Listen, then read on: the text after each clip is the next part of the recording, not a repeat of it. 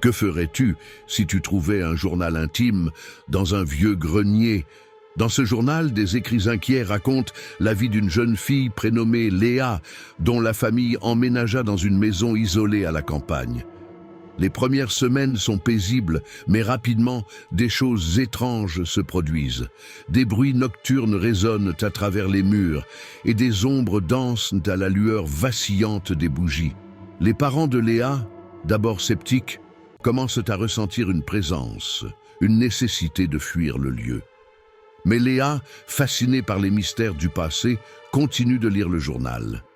Chaque page révèle des secrets sombres, des rituels, des disparitions. Elle découvre que l'ancienne propriétaire, une sorcière prétendue, ne voulait pas quitter sa maison. Léa commence à sentir une connexion avec elle, une voix murmurant des secrets dans son sommeil. Un soir, alors qu'elle feuillette à nouveau le journal, elle trouve une photo. C'est une image d'une jeune fille ressemblant à Léa, mais avec des yeux remplis de vide.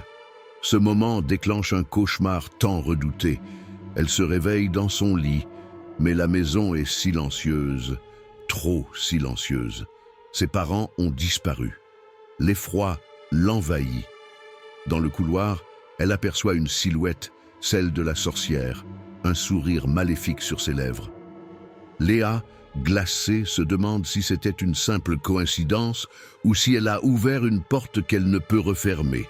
À la recherche de ses parents, elle se rend compte que la maison elle-même semble vivante, chaque pièce l'isolant un peu plus, comme si des murs se refermaient autour d'elle.